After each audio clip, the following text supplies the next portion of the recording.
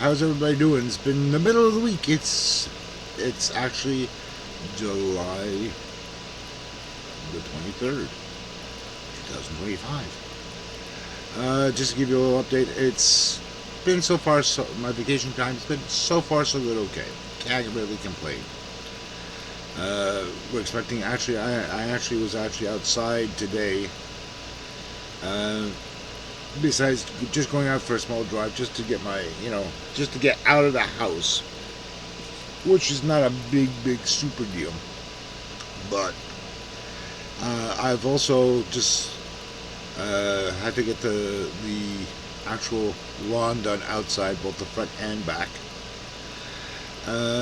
which was, I don't mind doing a lot. I've been doing it all my life since my father bought the house, bought the duplex actually when I was a kid, and I never really liked doing cutting grass outside, but it had to get done anyhow, along with the weed whacking as well.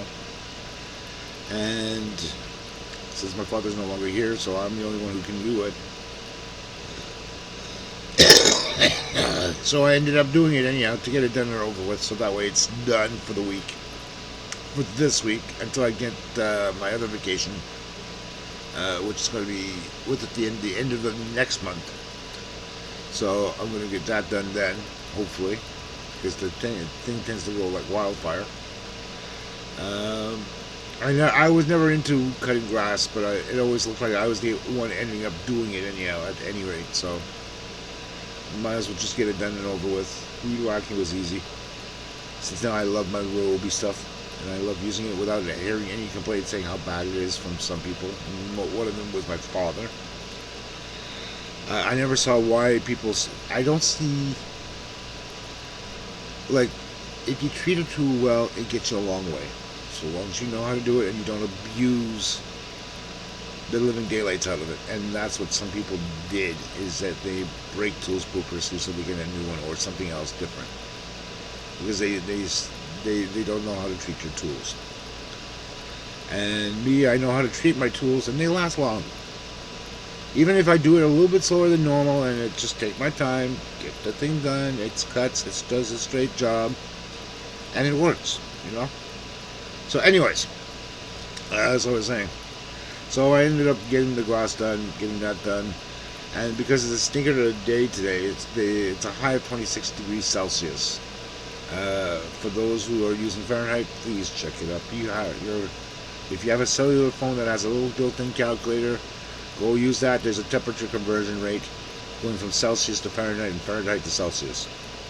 Check there, or on the web, for that matter, if you don't have a computer at home. Anyhow, got that done, and I just wanted to relax a little bit, so I actually sat down a little bit and actually fell asleep a little bit for an afternoon nap. And I had the radio on too, just to listen to the radio for, on the AM dial, listen to some talk radio, and also some music on the FM dial. So I wanted to get that done just to veg out. Because I'm always on the go, always thinking, always doing everything for everybody else except for somebody like myself, me. And I wanted to mention to my beautiful, lovely girlfriend that I've been chatting with through Google Chats. Her name is Denise, and she's a lovely young lady, 6 foot. Imagine that. I'm only 5'9", and she's 6 foot. My goodness, 2 inches makes a difference, or 3 inches. Holy snickers. We've been chatting for about a week or so, and she seems to be a very lovely lady. She did send me some videos directly from her phone of her, so I know it's kind of her, but I can't wait to actually see her physically. Because these days with the internet, it's very easy to say, oh yeah, I'm this person, and they're totally not. I actually had a scam artist try to pass himself off as a girl. Oh yeah, I'm this and this and this and this, and all of a sudden I clicked on these instant chats, where you could do a live session with the other person, right? To give you an idea. And sure enough, he clicked on accepting the thing there, and all of a sudden, his face pops up on the chat, and he goes, "Oops." And I'm going, "Gotcha, sucker." And then he just quickly hung up, and that was the end of it. So that's why, guys, I tell you to be very careful on these places like TikTok, Facebook, where the other end of the chat with the person that you're chatting to, who are not willing to actually go to direct video conference with you. Beware, be leery, because they just may be scamming you out of something as well. So this is why because it has happened to me too, where they promised one thing and they did another. It happened to me, two other different people. And I regretted my thing there because they are no longer in my life. And one, I was scammed humongously out of money, and she never paid me back. Same thing with the other one. Well, the other one was supposed to come down from the Philippines. The other one was supposed to come down on her home. She says she wanted to come to Canada, but she says, "I want you to do the paperwork." I go, "I'm not doing any paperwork. That's your responsibility. You want to get here? Get your ass over here. That means fill the paperwork out yourself." And yeah. And she says, "Oh, but can you take my picture?" I said, "No, you paid me she was supposed to pay me back $1,700 or something like that. She says, "I promise to pay you. I promise to pay you back." And she says, "Well, where are you?" I said, "Well, where's my money?" "Oh, I thought I didn't have to pay." I said, "No." And I said to her, I said, and I'm quoting you. I said, "You said to me, 'Oh, I'm not like your ex-girlfriend. I promise to pay you back.'" And she said, "Yeah, I did say that." I said, "Now you're not willing to pay me back, and yet you want to leave." I said, "Pay me back the money first." She said, "I don't have it." I said, "That's not my fucking problem." The same thing. I still have a picture up of her and I in an image. When you're in love, so on and so forth. She asked me to actually take it down. I said, "No." I said, "I would rather leave it up. I'd rather have that as a thing of shame for you, because you made a bloody mistake of asking for money and you didn't bother to pay me back. Well, you get to suffer for this. Every time you see this picture, it'll be a reminder of who you owe money to." And I told her, I said, "I do not want you to come back to me and say, 'Oh, can you remove the picture? Oh, can you remove the picture?' No. The only time I want to hear you come back to me is, 'I have the money. Here's the money.' That's it. That's all I want to hear. I don't care about it. I don't care to hear anything about you or anybody else about your family." Never heard back from her again. Anyhow. I'm sorry if I'm all all over the place. It's just been one of those things there where certain things have been happening up here and there. Oh yeah. My mother had asked me nicely, of course, since my father's passing, there was in one of his drawers that they had in the master bedroom. My mother asked me, says, "Well, can you take some stuff out of there for me? I want to go through it, since my father's passed away." And some of his personal belongings in that first drawer. And sometimes, you know how it is with people, they have some, paperwork, little odds and ends, little trinkets here and there. And we did find a lot of stuff, a lot of junk, and I'll admit that. There was couple of things my mother had brought to my attention. I'm just trying to remember where they are here. I have them here somewhere. Well, at least one other one. There's basically two things she gave me. One of them happens to be this nice knife in a sheath. So this is one that came out of his drawer, and from the looks of it here, it's in very good condition. It's in, oh, this is the original buffalo skinner. So I'm assuming this was to skin the hide off of a buffalo. I'm not too sure, but it looks to be in very good condition. Here we go.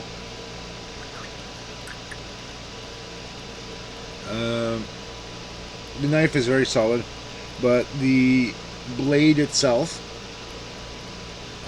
is definitely not oxidized, but it looks like it's down for wear, and it looks like it needs a good heavy cleanup from it. Sharpness wise, it looks fine, and I'm not gonna, you know, I'm not gonna cut myself open. That's one thing I've learned. But what I am going to do is I'm going to actually use, I have a rotary toolkit. If you don't know what that is, a rotary toolkit, well, there's two kinds. One, a rotary tool, the one I'm talking about specifically, a rotary toolkit. The original rotary toolkit came from Dremel. Now, I don't have a true rotary toolkit from Dremel themselves, but what I do have is a rotary toolkit from Ryobi. This is the one that I have.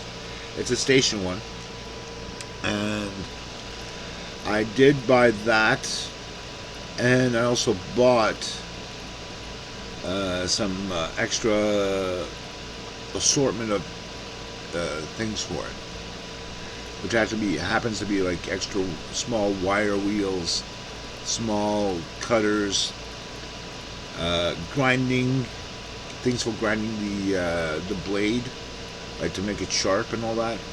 And it also came with some buffering wheels and some what you call it, for shining up the actual blade itself.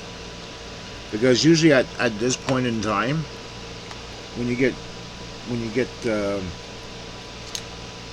knives up to this point where they have already been in the process of the assembly, where they've already added some chrome or buffed it up really nice to where it's maybe a smooth softness to the touch, that it's ready to actually be sold. But because this here has been sheathed in this leather sheathing which protects it nicely, by the way. It's been slightly, well, I'm going to say scarred, but it looks like it's been stained a little bit, or it's just crusty, but it feels slightly smooth. What I want to do with this here is, with the buffing wheel that I have on it, is to actually take that and actually buff it clean, so that's actually removing all the gunk that's on the top part of the material of the metal itself, not on the wood, but on the metal part here, on the steel part, just to get it nice and clean and make it look like it's actually brand new. And I'm not going to use it for anything like for cutting meat or anything like that, but it's just to have it cleaned up. That's something that I've learned, and what I have here is something that I could possibly use, because I did get a small bar of material down over at like Canadian Tire. The thickness that I bought is slightly larger than this thickness here. But once again, all I'm going to be really doing with that there is to actually try to make like a replica of it. So what I am going to do with this is, once I've shined it up to the point, I think this does. I want to disassemble this. but I can't. I won't. But what I am going to do, because I know the time goes through here, so what I would like to do is to make a replica of this, or similar to this, but not exactly. Just because it would give me something to do or work with materials. I did study machine shop to some extent when I was in high school, and that was when I was 40. That's when I was like 16, 17 years old. So way back in the early 80s. So when I was like 14 or 15, coming close to 16 years old. So what I do remember from there, and I do remember and I do still have my notes, believe it or not, from my old professor, my old my old teacher that I did keep kind of in contact with over the years, off and on. Uh, it's a shame that I've lost contact with him. It would have been nice to be kept in touch with him. One of my former colleagues did. One of my former uh, fellow students, so to say, uh, did, or we were able to actually get in contact with him. Just pass by to say hi. Just to see how he's doing. And I haven't heard from him since. So I know for sure he's maybe retired or he may have passed away at this point. But I do fondly remember Terry, which is the one that I knew from Rosemere High, and then I known his brother Rick, which was also a gym teacher in my elementary school. So I do know I knew the brothers. Terry from Rosemere High, and then Rick from Elmwood Elementary School, my elementary school itself. So I remember both of them fondly, and they've been two great people that I know and that I truly respect. And yes, I was a big goofball, and I was not the cutest thing in the world, but that's besides the point. I was always there. Um, so, what I am going to do, I'm probably going to make a separate video on this one here. I might, if I can, I'm going to have to find something to actually record on with. My camcorder, I lost the actual charger for it. Meld. And that's the pain in the Badutski. I wish I could find that charger because I wanted to charge it up and do some recordings with that. But you think I can remember where I placed the charger? And am I kicking myself in the rear end? Yes, I'm kicking myself in the rear end. I'll eventually find it and probably get that up charging again. But for now, what I'm going to do is I'll take in spurts here and fill updates with on it. So that probably would be the best bets to do so far to date. Or use my phone and then transfer this thing over via USB, not USB, through other means if I could. So I'll probably do it that way at any point. So I'm going to make this here. Oh shoot, it's almost 20 minutes. So what I'm going to do is I'll cut this here short for now, for a 20-minute vlog, and give you an update within the next 24 to 48 hours, just to see how it's going with the cleaning up of it, and go from there. So let's take it that way. With that to be said, this is the final part of the vlog. I'll catch you guys next time.